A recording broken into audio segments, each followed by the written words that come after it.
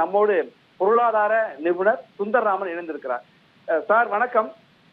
முன்னாள் மத்திய அமைச்சர் தற்போதைய நாடாளுமன்ற உறுப்பினர் தயாநிதி மாறன் தன்னுடைய சகோதரருக்கு எதிராக ஒரு நோட்டீஸை அனுப்பியிருக்கிறார். அது நிதி முறைகேடு, சட்டவிரோத பண பரிமாற்றம், பங்கு சேர்த்தல முறைகேடு உள்ளிட்ட எல்லாம் சொல்லிட்டு இருக்கார். இது என்ன மாதிரி, அதாவது நிதி மோசடி நடந்திருக்கு அப்படிங்கிறத மணி கண்ட்ரோல் என்கிற இணையதளம் மிக விரிவாக இந்த செய்தியை வெளியிட்டிருக்கு. அந்த செய்தி அடிப்படையில தான் நம்ம இந்த செய்தியை நம்ம தொடர்ந்து வழங்கிட்டு இருக்கோம். வேற என்னென்ன விவரங்கள் சார் குறிப்பிடப்பட்டிருக்கு தயாநிதி மாறன் கொடுத்த அந்த நோட்டீஸ்ல? அதாவது சார், இது 2003 வந்து அவங்களுடைய ஃபாதர் மாறன் அவர்கள் வந்து ஆஃப்டர் இஸ் டெத் அது வந்து ஒரு ப்ராப்பர் இன்டர்ஸ்டேட்டோ எந்த இதுவும் இல்லாமல் அந்த சன் டிவியில இருக்கிற ஸ்டேக் வந்து அவங்களுடைய மதருக்கு டிரான்ஸ்ஃபர் ஆகி அதுக்கு அப்புறமாக வந்து நார்மலா பார்த்தோம்னா ஒரு பிரைவேட் லிமிடெட் கம்பெனில வந்து ஷேர்ஸ் வந்து இப்போ ரைஸ் பண்ணணும் அப்படின்னா ரைட்ஸ் இஷ்யூ அப்படின்னு சொல்லுவாங்க. இப்போ இருக்கிற கம்பெனி லா சட்டத்துக்கு கீழே வந்து செக்ஷன் பிரிவு 60க்கு கீழே வந்து எல்லா ஷேர் ஹோல்டர்ஸுக்கும் ப்ரொபோர்ஷனேட் ரைட் தரணும் அப்படின்னு சொல்லுவாங்க.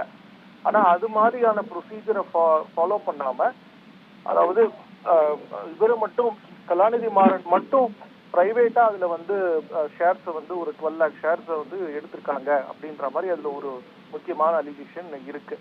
அதாவது proportionate right to all the share holders தராம கலாநிதி மாறன் மட்டும் அந்த 12 lakh ஷேர்ஸை வந்து எடுத்திருக்காங்க. இது மாதிரி எடுக்கும் போது என்ன ஆகும் அப்படின்னா அவருடைய ஷேர் ஹோல்டிங் இந்த கம்பெனி வந்து கூடும், மற்றவங்களுடைய ஷேர் ஹோல்டிங் கம்மியாகும். இது வந்து அலிகேஷன் நம்பர் 1. அலிகேஷன் நம்பர் 2 வந்து அப்படின்னா அதுக்கு வந்து ஃபேர் வேல்யூவேஷன் அப்படின்னு சொல்லுவாங்க. வேல்யூவேஷன் ஆஃப் த ஷேர்ஸ் வந்து ஃபேர் வேல்யூ பண்ணணும். அந்த காலத்திலேயே வந்து 2003 வந்து தௌசண்ட்ஸ் ஆஃப் வேல்யூவேஷன்ஸ்ல இருந்த பர் ஷேரை வந்து ஃபேஸ் வேல்யூ சொல்லுவோம். 10 ரூபா ஷேரை 10 ரூபாய்க்கே அலாட் பண்ணி எடுத்திருக்காங்க வேல்யூவேஷனை வந்து அந்த ரெலவெண்ட். ஸோ அந்த டைம்ல கம்பெனிக்கு பைசா வந்து தேவைப்படலை, இருந்தும் வந்து அதை பிரைவேட் பிளேஸ்மெண்ட் மாதிரி பண்ணாம ஒரு ரைட் ப்ரொபோர்ஷனேட்டா அவர் மட்டும் ப்ராப்பர் ப்ரொசீஜர் இல்லாம அலாட்மெண்ட் எடுத்திருக்காங்கன்ட்டு. பட் அந்த கம்பெனி ரெக்கார்ட்ஸ்லாம் நம்ம பார்த்தாதான் ஃபுல்லா தெரியும். இவர் கொடுத்துருக்கூடிய நோட்டீஸை வச்சு பார்க்கறச்சு அவங்களுடைய சைடோட அப்போனன்ட் சைடோட என்னென்ன எக்ஸ்பிளனேஷன் அப்படின்றத நம்ம பார்க்கணும். ஸோ அது மாதிரி ஃபேர் வேல்யூவேஷன் பிரின்சிபல் ஃபாலோ பண்ணாம 10 ரூபா ஷேரை கொடுத்ததுனால கிட்டத்தட்ட 3000 crores பிளஸ் வந்து கம்பெனிக்கு வந்து இழப்பீடு இருந்ததாகவும் அவர் வந்து டாமினன்ட் ஷேர் ஹோல்டராகவும் கம்பெனியில மாறி இருக்காங்க அப்படின்றது இவருடைய கன்டென்ஷன் நோட்டீஸ்ல ரொம்ப தெளிவாக இருக்கு. ஆப்வியஸ்லி இது மாதிரி கம்பெனி வந்து சன் டிவி நிறுவனம் வந்து லிஸ்டட் கம்பெனி, இதுல வந்து 25% வந்து பப்ளிக் ஷேர் ஹோல்டிங் இருக்கு. அதனால கண்டிப்பாக இது வந்து இந்த நோட்டீஸ் வந்து சீரியஸாக எடுத்து ministry of corporate affairs and serious fraud investigation SFI1 சொல்லக்கூடிய இந்த பெருநிறுவனத்தோடைய ஃப்ராட் வந்து கம்பெனி லா பிரிவு 210 211 கீழே சீரியஸ் ஃப்ராட் இன்வெஸ்டிகேஷன் ஆஃபீஸ்ன்ற ஜூரிஸ்டிக்ஷன் தனியாக இருக்கு. அவங்க வந்து அதை இன்வெஸ்டிகேட் பண்ணி எல்லா விஷயங்களும். ஸோ இது வந்து அவருடைய நோட்டீஸ் கீழே பார்க்கும்போது இது வந்து வெறும்னா ஷேர் இஷ்யூ அலிகேஷன் மட்டும் தெரியல, மற்ற மாதிரி ஆன சில ED other issues also money laundering issues இருக்குன்னு அவர் கண்டென்ஷன் கொடுத்துருக்காரு. பட் அவங்க சைடோட எக்ஸ்பிளனேஷன் என்னன்னு டீட்டெயிலாக பார்க்கணும். கம்பெனியோட ரெக்கார்ட்ஸ் அதெல்லாம் என்னன்னு நம்மளுக்கு தெரியல. இதுதான் முதற்கட்டமா நாங்கள் நோட்டீஸ் பார்த்ததுல தெரிய வருது சார். அதுல இன்னும் 2 விஷயம் சுந்தரராமன் சார் கேள்வி எழுது சார். இப்ப இது குறித்து வந்து இந்த மணி கண்ட்ரோல் இணையதளம் தான் செய்தியை வெளியிட்டு இருக்கு. அதுல அவர்கள் தயாநிதி மாறன் கலாநிதி மாறனுடைய கருத்தை நாங்கள் அறியறதுக்கு முயற்சி மேற்கொண்டா அவருடைய கருத்தை அறிய முடியல, பதிலை பெற முடியல அப்படின்னு அவங்க சொல்லியிருக்காங்க.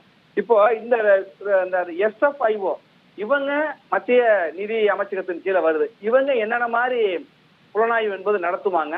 ஏன்னா அந்த அவருடைய விசாரணை நடத்தணும்னு ஒரு கோரிக்கையை தயாநிதி மாறன் முன்வைக்கிறார். இன்னொன்னு மணி லாண்டரிங் என்று குறிப்பிடுறார். அப்ப மணி லாண்டரிங் இதுல இப்ப பங்கு மோசடி முறைகேடு இந்த குற்றச்சாட்டுல தெரியுது, சாதாரணமா பாக்குறப்பே புரிஞ்சுக்க முடியுது. மணி லாண்டரிங் எந்த அளவுக்கு இதுல நடந்திருக்கிறதுக்கு வாய்ப்பு இருக்கு? 2வது இந்த SFI உடைய விசாரணை வந்து எந்த மாதிரி இருக்கும்? அதாவது வந்து மத்திய மினிஸ்ட்ரி ஆஃப் கார்பரேட் அஃபேர்ஸ் சொல்லக்கூடிய பெருநிறுவன அமைச்சகத்துல இது வரும் கம்பெனி லா சட்டத்தின் கீழே. இதுவும் வந்து இது சன் டிவி லிஸ்டட் கம்பெனிங்கிறதுனால செபி ப்ரொவிஷன்ஸும் வரும். Securities and exchange board of இந்தியாவோட அமைப்பும் இதை வந்து இன்வெஸ்டிகேட் பண்றதுக்கான ஜூரிஸ்டிக்ஷன் இருக்கு அவங்களுக்கு. இதுல வந்து பாத்தீங்க அப்படின்னா நார்மலா வந்து எல்லா ஃப்ராடுமே வந்து மினிஸ்ட்ரி ஆஃப் கார்பரேட் அஃபேர்ஸ்ல வந்து ஜூரிஸ்டிக்ஷன் வந்து பாத்தீங்க அப்படின்னா director general of corporate affairs கூட அவங்களுடைய இன்வெஸ்டிகேஷன் லோக்கலா வந்து ஆர்ஓசி ரீஜனல் டைரக்டர் அவங்க தான் வந்து இன்வெஸ்டிகேட் பண்ணுவாங்க.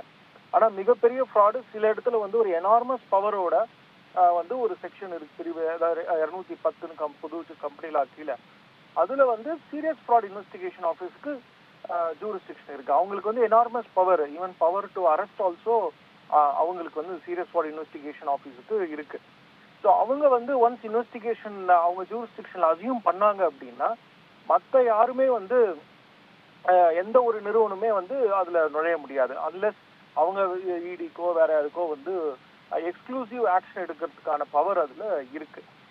முக்கியமா நீங்க கேட்டது வந்து இதுல மணி லாண்டரிங் எப்படி இருக்கும் அப்படின்னு நம்ம பார்த்தோம் அப்படின்னா prevention of money laundering act 2002ல வந்து ஷெட்யூல்டு அஃபென்சஸ் அப்படின்னு ஒரு இது இருக்கு. அதுல எது எதெல்லாம் வரும் அப்படின்ற மாதிரி வந்ததுன்னா அது மணி லாண்டரிங் இன்வோக் பண்ணலாம் அப்படின்னு சொல்லி இதுல இது வந்து லிஸ்டட் கம்பெனி பப்ளிக் ஜனதா வந்து 25% ஷேர் ஹோல்டிங் இதுல வச்சிருக்காங்க அப்படிங்கிறதுனால அவங்களுக்கு வந்து ஒரு வேல்யூவேஷன் டிஸ்டர்ப் ஆகுது. பிரைவேட்டா இவங்க ப்ரொமோட்டர்ஸ் மட்டும் மணியை வந்து ஏதாவது டைவர்ட் பண்ற மாதிரி ஏதாவது அன்னெசரி பெனிஃபிட்ஸ் எடுத்திருக்க மாதிரி ஏதாவது இருந்தது அப்படின்னா அது வந்து செக்யூரிட்டிஸ் வயலேஷனும் ஷெட்யூல்டு அஃபென்ஸ்ல இருக்கு. ஸோ அதனால அவங்க வந்து பிரிவு 3 ப்ரிவென்ஷன் ஆஃப் மணி லாண்டரிங் ஆக்டை அவங்க இன்வோக் பண்ணலாம் அப்படின்றது பிரைமா ஃபேசி கேஸ் இருக்கு. பட் இது வந்து வெறும் நம்ம நோட்டீஸ்ல இவர் தயாநிதி சைட்ல மாறன் அவர்கள் கொடுக்குற நோட்டீஸ் மட்டும் நம்ம பார்க்க முடியுது.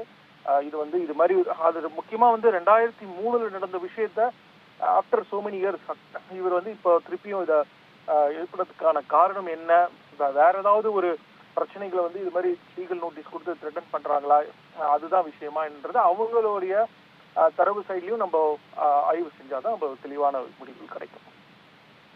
நன்றி சார். இணைப்பில் வந்து மிக விரிவா இது குறித்த ஒரு விளக்கத்தையும் உங்களுடைய கருத்துக்களையும் பகிர்ந்து கொண்டமைக்கு. நம்மோடு பொருளாதார நிபுணர் சுப்பிரமணியம் இணைந்திருக்கிறார்.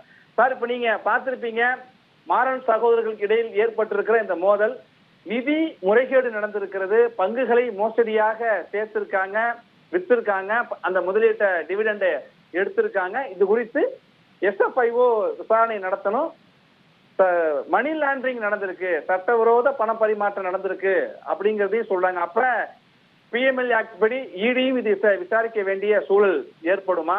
SFIO விசாரணை எந்த மாதிரி இருக்கு சார் இதுல? அதாவது SFIO விசாரணை பார்த்தீங்கன்னா நார்மலா இந்தியாவுக்குள்ள நடைபெறுகின்ற பண மோசடிகள் அதுல வந்து ஈடுபடுவாங்க. முதல்ல இப்ப புலனாய்வு துறையில உள்ள அதிகாரிகள்லாம் வந்து என்னென்ன நடந்திருக்கு, தவறு நடந்திருக்கு எல்லாம் பார்த்துட்டு பண்ணுவாங்க. மெயினா இந்த நோட்டீஸ்ல உள்ள ஒரு செய்தி என்ன சொல்றாங்கன்னா, அதுல வந்து இது மாதிரி முறைகேடு நடைபெற்று வந்த பணத்தின் மூலமாக, ஏன்னா முறைகேடுன்னு புரிஞ்சிருச்சு எல்லாருக்கும். ஏன்னா 10 ரூபாய் ஷேரை வந்து 2500 ரூபாய் 3000 ரூபாய் ஷேரை வந்து 10 ரூபாய் வாங்கியிருக்காரு. 12 லட்சம் ஷேரை வந்து கிட்டத்தட்ட ஒரு 3500 கோடி ரூபாய் கிட்ட வந்து அங்க வந்து பணம் வந்து இது பண்ணப்பட்டிருக்கு வச்சுக்கோங்களேன், பதுக்கப்பட்டிருக்குது வச்சுக்கோங்களேன். ஏன்னா ஒரு அந்த கம்பெனிக்கு அந்த பணம் போயிருக்கும். ஸோ அப்படி இல்லாம வந்து அந்த 12 லட்சம் ஷேரை வந்து மற்ற பங்குதாரர்களின் அனுமதி இல்லாமல், ஏன்னா அவங்களுக்கு உரிமை உண்டு. புதுசா நீங்க ஒரு பங்கை விற்கிறீங்க, கம்பெனில இஷ்யூ பண்றோம் அப்படின்னா மற்ற பங்குதாரர்களுக்கு என்னென்ன உரிமை கொடுக்கணுமோ அவங்களோட ப்ரொபோஷனல் ரெப்ரசன்டேஷன் சொல்லுவாங்க, அந்த சதவீதத்துல வந்து அவங்களுக்கு கொடுக்கணும். இல்ல அவனுக்கு எனக்கு வேண்டாம் என்று விட்டு கொடுக்க வேண்டும். அது விட்டு கொடுத்ததுக்கு அப்புறம் அந்த ஷேரை நீங்க வாங்கிக்கலாம். அதுக்கெல்லாம் நீங்க கம்பெனில வந்து ரெசல்யூஷன் பாஸ் பண்ணணும், போர்ட் மீட்டிங் நடத்தணும். அதெல்லாம் எதுவும் நடத்தின மாதிரி இதுல வந்து தகவல்கள் எதுவுமே இல்லை, எவிடன்ஸும் இல்லை. ஸோ அப்படி பெறப்பட்ட பணம் என்ன ஆயிருக்கு அப்படின்னா, அவங்க வந்து சொல்லியிருக்கிறாங்க சில கம்பெனிகள்ல முதலீடு பண்ணியிருக்கிறார்கள். அது குறிப்பா பாத்தீங்கன்னா இப்போ உங்களுக்கு எல்லாருக்குமே தெரியும், சன்ரைசர்ஸ் ஹைதராபாத். உங்களுக்கு எல்லாமே அந்த மேட்ச் விளையாடும் போதெல்லாம் அந்த மாறன் சகோதரர்கள் அவங்களோட குடும்பத்தை சார்ந்த கலாநிதி அவரோட குடும்பத்தை சார்ந்தவங்களாம் இருப்பாங்க அங்க. பிளஸ் வந்து சவுத் ஏஷியன் FM என்ற ஒரு கம்பெனில. அப்புறம் மிக முக்கியமாக ஏன் மணி லாண்டரிங் இங்க வருது அப்படின்னா, மணி லாண்டரிங் எப்போ வரும்னா கிராஸ் பார்டர் டிரான்சாக்ஷன்ஸ்ல வந்து இதை மாதிரி முதலீடுகள் பண்றாங்க. அதாவது தவறான வழியில வந்து சம்பாதிக்கப்பட்ட பணத்தை வெளிநாடுகளில் முதலீடு பண்றாங்க அப்படின்ற போது, cricket team in South Africa வந்து அங்க முதலீடு பண்ணிருக்காங்க. அப்புறம் யுனைடெட் கிங்டம் அதுல வந்து அப்புறம் ஸ்பைஸ் ஜெட்ல முதலீடு பண்ணிருக்கேன்னு சொல்றாங்க. ஸோ 2 வெளிநாட்டு கம்பெனிகள்ல வந்து முதலீடு பண்ணினதுனால இதுல வந்து மணி லாண்டரிங் ஆக்ட் வந்து ட்ரிகர் ஆகும். இன்னொன்னு பாத்தீங்கன்னா, உள்நாட்டுல எப்படி மோசடி பண்ணிருக்காங்க அப்படின்னா, அதாவது ஒரு தகப்பனார் வந்து இறந்து போகிறார் என்றால் இருக்கிற பிற வாரிசுதாரர்கள் யாருன்னு பார்த்தீங்கன்னா அவரோட மனைவி இருப்பாங்க, அவங்க வீட்டில் பையனோ பொண்ணோ இருப்பாங்க. அப்படி இருக்கும்போது இவர்கள் குடும்பத்துல அவங்க அம்மா இருக்காங்க, அவங்க அம்மாவை தாண்டி 2 சகோதரர்கள், ஒரு சகோதரி அவங்க இருக்கிறாங்க. ஸோ கிட்டத்தட்ட ஒரு 4 பேர் வந்து உங்களுக்கு வந்து வாரிசுதாரர்களா இருக்கும்போது அவங்களோட சொத்தை வந்து எப்படி பிரித்து கொடுத்துருக்காங்கன்னு தெரியல. ஸோ அதெல்லாம் வந்து இப்ப கேள்விக்குள்ளாகப்படுகிறது. இங்க அதை தாண்டி பாத்தீங்கன்னா இதை மாதிரி வாங்கின ஷேர்களின் மூலமாக அந்த வந்து கிட்டத்தட்ட ஒரு 5000 கோடி ரூபாய் கிட்ட வந்து உங்களுக்கு டிவிடெண்ட்கள் வந்து அதிகமாக எடுக்கப்பட்டிருக்கிறதுன்னு சொல்றாங்க. 5926 கோடி ரூபாய் 2023லையும் 2024 455 கோடி ரூபாயும் இதை மாதிரி எனக்கு, அதாவது நம்ம இவர்களுக்கு உரிமையே இல்லை அந்த ஷேரை வாங்குறதுக்கு, தவறான முறையில வந்து பெறப்பட்டிருக்கிறது. தவறான முறையில் பெறப்பட்ட ஷேர்களின் மூலமாக வருகின்ற டிவிடெண்டும் ஈவுத்தொகைன்னு சொல்லுவோம் நம்ம தமிழ்ல, அதுவும் வந்து தவறானது அப்படின்ற மாதிரி இந்த சார்ஜ் ஷீட்ல கொடுத்துருக்காங்க. இது 2வது முறை இந்த நோட்டீஸ் போயிருக்கு. ஆக்சுவலா அக்டோபர் 2024 ஒரு நோட்டீஸ் அனுப்பிச்சிருக்காங்க இது மாதிரியான விஷயங்கள்லாம் சொல்லிட்டு தயாநிதி மாறன். அதுல வந்து ஒரு சால்ஜாப் சொல்லி ஏதோ ஒரு ரிப்ளை கொடுத்துருக்காங்க. ஸோ அதனால இன்னும் மிகவும் வந்து கோபம் அடைந்து அவர் வந்து இன்னும் ஃபேக்சுவல்ஸ் எடுத்து இப்போ வந்து 2வது முறை நோட்டீஸ் அனுப்பிச்சிருக்காங்க. இதுல மிக முக்கியமா என்ன பார்க்கணும்னா, இந்த தயாளு அம்மாவுக்கு வந்து ஒரு 100 கோடி ரூபாய் ஒரு செட்டில்மெண்ட் பண்ணிருக்காங்க. அவங்க சன் டிவில அவங்க வந்து எவ்வளவு ஷேர் வச்சுட்டான்னு தெரியல இதுல, பட் ஆனா அவங்களுக்கு வந்து ஒரு 100 கோடி ரூபாய் செட்டில் பண்ணிருக்காங்க எம்கே தயாளு அம்மா அவர்களுக்கு. அதுக்கு இந்த சண்டை வந்ததுக்கு அப்புறம் தான் பாத்தீங்கன்னா இந்த காலகட்டத்துல சண்டை வந்துச்சு, அதனால தயாளு அம்மாவுக்கு ஒரு அமௌண்ட் செட்டில் பண்ணிடுவோம்னு சொல்லிட்டு ஒரு 100 கோடி செட்டில் பண்ணிட்டு அதுக்கப்புறம் தான் இந்த கலைஞர் டிவி ஆரம்பிக்கப்பட்டது.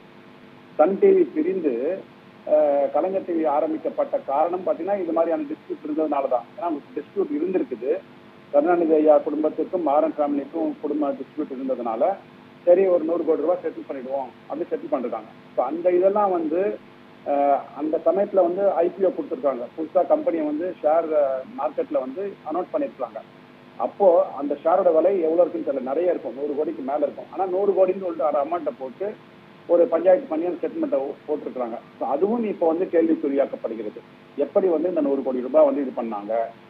அதை தாண்டி பாத்தீங்கன்னா இன்னும் அவரோட சகோதரி இருக்காங்க இல்லையா, அந்த சகோதரிக்கு வந்து ஒரு பார்ஷியல் செட்டில்மெண்ட்டாக கலாநிதி மாறன் வந்து 500 கோடி ரூபாய் கொடுத்துருக்காங்க. அன்புக்கரசின்றாங்க. அன்புக்கரசின்றது வந்து இவர்களோட சகோதரி, 2 பேரோட சகோதரி. அவங்களுக்கு வந்து ஒரு 500 கோடி ரூபாய் செட்டில்மெண்ட் பண்ணியிருக்காங்க. ஸோ இந்த செட்டில்மெண்ட்லாம் வந்து கரெக்டாக நடைபெற்றதா? ஏன்னா உங்களுக்கு கரெக்டான செட்டில்மெண்ட் பண்ணினா வச்சுக்கோங்களேன், அதுக்கேற்ற ஒரு கேபிட்டல் கெயின்ஸ் டேக்ஸ், இந்தியாவில் உள்ள இன்கம் டேக்ஸ் படி உங்களுக்கு வந்து கேபிட்டல் கெயின்ஸ் டேக்ஸ் கட்டணும். அது தவிர வந்து டிவிடெண்ட்லாம் வந்திருக்கும், டிவிடெண்டுக்கு உண்டான டேக்ஸ் கரெக்டாக கட்டினாங்களா, இதெல்லாம் நிறைய வந்து வரி ஏய்ப்புகள் நடந்திருப்பதற்கான வாய்ப்புகள் இருக்கிறது. ஸோ அதனால பார்த்தீங்கன்னா இதுல வந்து SFIO வருவாங்க, மணி லாண்டரிங் வரும். ஏன்னா 2 ஃபாரின் கம்பெனிஸ்ல இவர்கள் முதலீடு பண்ணியிருக்கிறார்கள். அப்புறம் ஷேர் ஹோல்டர்ஸை வந்து கம்மியான விலையில வந்து ஷேர் தான் எடுத்துக்கொண்டு அவர்களை வந்து ஏமாற்றி இருக்கிறார்கள். இதெல்லாம் நிறைய வந்து சுத்தின்னு போறது இந்த கேஸ். இனிமே வந்து ஐ திங்க் இந்த ஃபுல் கேஸ் ஹிஸ்டரி நாளைக்கு வர ஆரம்பிச்சிடும். ஆக்சுவலா இந்த ரெட் ஹியரிங் ப்ராஸ்பெக்டஸ்னு சொல்லுவாங்க. அதாவது ஒரு கம்பெனி வந்து பங்குகளை வந்து சந்தையில விற்க போறாங்க அப்படின்னு சொல்லும் போது ஒரு ப்ராஸ்பெக்டஸ் சொல்லுவாங்க. அந்த கம்பெனி பற்றின ஃபுல் இன்ஃபர்மேஷன் கொடுக்கணும். அப்படி கொடுக்குற இன்ஃபர்மேஷன்ல கூட தவறான தகவல்கள் எல்லாம் கொடுக்கப்பட்டிருக்கிறது. ஏன்னா ஒரு வருஷத்துக்கு தான் டிவிடெண்ட் கொடுத்துருக்கேன்னு சொல்றாங்க. அந்த டிவிடெண்ட் அந்த ஈவுத்தொகையை வந்து அந்த கம்பெனி கொடுக்கவே இல்லை. 31 மார்ச் 2005 வந்து ஒரு டிவிடெண்ட் கொடுத்துருக்கேன்னு சொல்றாங்க. அந்த டிவிடெண்டையும் வந்து அவர்கள் சரியாக கொடுக்கவில்லை அப்படின்னு சொல்லிட்டு அந்த இன்வெஸ்டிகேஷன் கண்டுபிடிச்சிருக்காங்க இவங்க. ஸோ அது மாதிரி எல்லாத்துலயும் பாத்தீங்கன்னா ஒரு குளறுபடியாக இருக்கிறது. கண்டிப்பாக இது வந்து ஏன்னா சன் டிவில இருந்து ஒரு 10 கோடி ரூபாய் டிவிடெண்ட் கொடுத்துருக்கேன்னு சொல்றாங்க மல்லிகா மாறன் அவர்களுக்கு. அந்த மாதிரி கொடுத்த மாதிரியான ஒரு தரவுமே இல்லை அப்படின்னு சொல்லிட்டு அதையும் வந்து இது பண்றாங்க இதுல. ஸோ எங்க பார்த்தாலும் பாத்தீங்கன்னா இதுல வந்து நிறைய இடத்துல வந்து இடியாப்ப சிக்கல் மாதிரி இந்த கேஸ் வந்து இன்னைக்கு வந்து அந்த வக்கீல் நோட்டீஸ்ல நமக்கு தெரிய வருது. இதுக்கு இன்னும் ஒரு 2-3 நாட்கள்ல பாத்தீங்கன்னா இன்னும் தீவிரமாக அனைத்து தரவுகளும் நமக்கு கிடைக்க ஆரம்பிக்கும் போது இதுல வந்து உண்மையான குற்றவாளி யாரு, எப்படி போய் கொண்டிருக்கிறது தெரிய வரும். நன்றி திரு சுப்பிரமணியன். காக்க காக்க தர்மம் காக்க மதுரையில் கந்த சஷ்டி கவசம் பாடும் 5 லட்சம் முருக பக்தர்கள். மாபெரும் ஆன்மீக சாதனைக்கு நம்மால் முடிந்த பங்களிப்பை நல்குவோம், புண்ணியம் பெறுவோம்.